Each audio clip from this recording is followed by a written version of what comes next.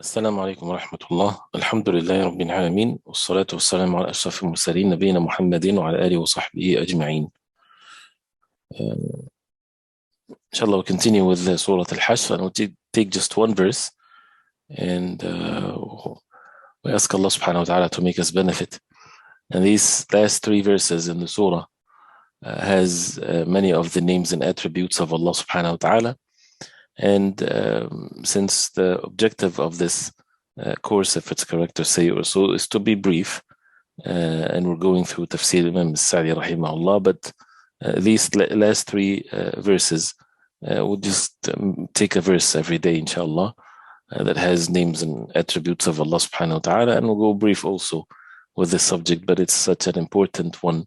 This is the light that if it's present in the hearts of the believers to get to know Allah subhanahu wa ta'ala with his names and attributes, this is the mean to be steadfast upon the deen of Allah and to be patient and to have the love of Allah subhanahu wa ta'ala in our hearts and the fear and seeking rewards from Allah subhanahu wa ta'ala alone.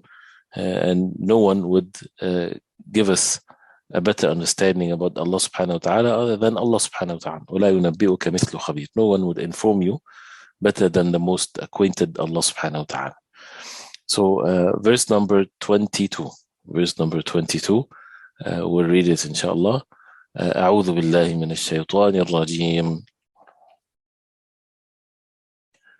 هو الله الذي لا إله إلا هو عالم الغيب والشهادة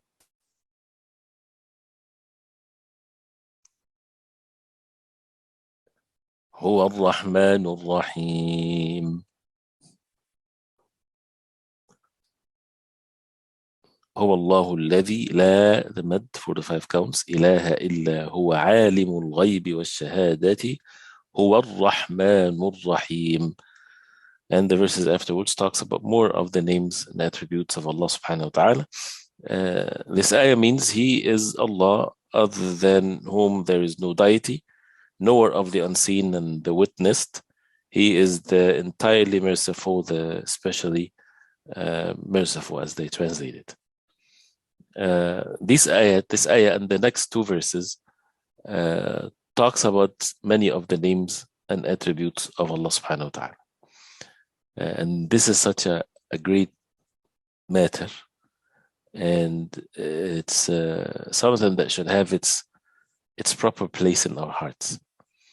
And here Allah subhanahu wa ta'ala is informing us that he is al-ma'luh, huwa Allah. It is he, Allah subhanahu wa ta'ala, the one to be worshipped with perfect love and perfect submission. And that's what Allah means. The one to be perfectly worshipped with perfect submission and perfect love. هو الله الذي, the one, لا إله إلا هو. There's no deity except him. There's no one worthy of worship except him. Because he is the most perfect. Subhanahu wa ta'ala, the most perfectly praised, the creator of the heavens and the earth. And every single thing in the dominions of the heavens and the earth is by Allah subhanahu wa ta'ala. And he's the owner of all things. And everything is maintained by Allah subhanahu wa ta'ala. Therefore, he's the only one to be worshipped. And the more the person get to know Allah subhanahu wa ta'ala with his names and attributes, the more the person would see how evil when people associate partners with Allah, how ignorant, how foolish for people to worship other than Allah, to be even turned away from the worship of Allah subhanahu wa ta'ala, to live a life of ignorance and following one's desires. And when they make life is just about eating and drinking and establishing oneself and careers and all of this, and people look up into these people as if they are someone to listen to or to respect or to follow, when their ultimate goal is just their own personal greed, and then they die and they leave it behind. How ignorant that is. And the believers, they should see that clearly in their hearts, and they should feel bad for these people rather than imitating them and following them. That's why this ummah of the Prophet ﷺ has an obligation to convey to the people the real truth. Rabi'i ibn Amir radiallahu anh, when he went to the king of Persia, and it describes clearly what people are upon even nowadays, and how they are affected by what, and what affects their hearts, and how the Sahaba radiallahu anhum, they spread this perfect way of life with firmness in their hearts. So when he went to him, and he had the clothing that they would wear, not anything special, even the best aratha, something old, something patched. And this is nowadays, people would make sure that everything is perfect so that they would impress others. Yes, there's nothing wrong with looking good and so on. But when people respect others because of how the way they look, and how much wealth they have, and how much physical power they attain, all of that is ignorance from the human beings. But this is the sad reality of most of the human beings. This is what they respect. And this is what they would follow even. If someone or a state or country, whatever there is, if they have power, everybody would think that this is the truth, and they have to follow, they have to admit, they have to imitate. And this is the ignorance of many of the human beings. But Allah subhanahu wa ta'ala give the lights in the hearts of the believers when they see clearly that in the day of judgment, who's going to be honored?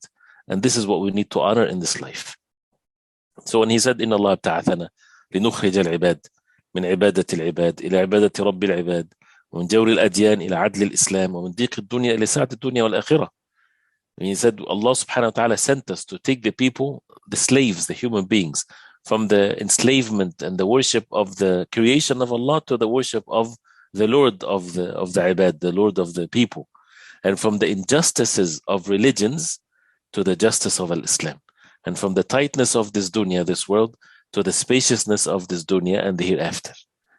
And the Furs, the Persians, when they wanted to impress or to bring fear in the heart of Rabi'i, thinking these poor people coming from Arabia, so when they made the setup of when he's going to enter on the king of Persia, they put all kinds of silk pillows and all kinds of, imagine they're even putting it more and more to put terror in his heart when he sees this amazing wealth that they have. And all of that didn't change anything in Rabi' ibn Amir, and he even tied his mule in one of these carpets or one of these pillows, and he kept on poking it with his spear when he was walking. I mean, to also give them the message that these things does not oppress him. It does not mean anything to him. And it's so the point here, going back to the verse, when we get to know Allah subhanahu wa ta'ala with his names and attributes, the more the person will have that sincerity and devotion, the more that a person would see that this is what we need to follow, the way the Prophet ﷺ, and to have this concern towards others. How can they get to know Allah subhanahu wa ta'ala with his names and attributes, and not to be fooled in this life with all of these ignorant matters that people are upon. So هو الله الذي لا إله إلا هو عالم الغيب والشهادة. He is the knower of the unseen and the seen. Right? So whether it's something that is unseen or seen, to Allah subhanahu wa ta'ala is the same, because he's the creator of all things. And what's unseen is unseen to us, and he's the creator of the seen and the unseen to us. And he is Ar-Rahman Ar-Rahim, and we talked about that before in Bismillah Ar-Rahman Ar-Rahim. He's the most merciful. And Ar-Rahman Ar-Rahim, both they have the same root, but one is more general than the other. Ar-Rahim is more specific to the believers in the Day of Judgment. The Ar-Rahman is for everyone in this life and the hereafter. And Ar-Rahman is one of the names of Allah subhanahu wa ta'ala, Ismu Alam. That means like the name Allah subhanahu wa ta'ala.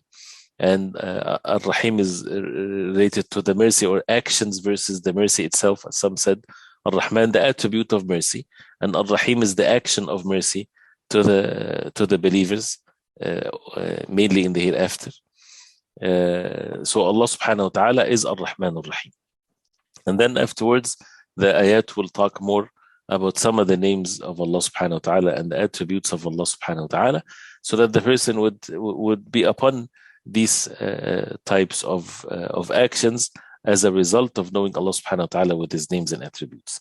So when we look at the verses, هو الله الذي لا إله إلا هو عالم الغيب والشهادة. عالم is the unknown from ilm, right? عالم الغيب. Al-Ghaib is the unseen, from the same three letters. والشهادة, and the shahada, the witness, when a person witnessed something with his own eyes. So he's the knower of what's unseen and what's seen. And he, subhanahu wa ta'ala, Ar-Rahman, comes from Ra, Ha, Mim, and the same thing, Ar-Rahim, comes from the same root, which is Ra, Ha, Mim. And again, as we said, the different meanings of it.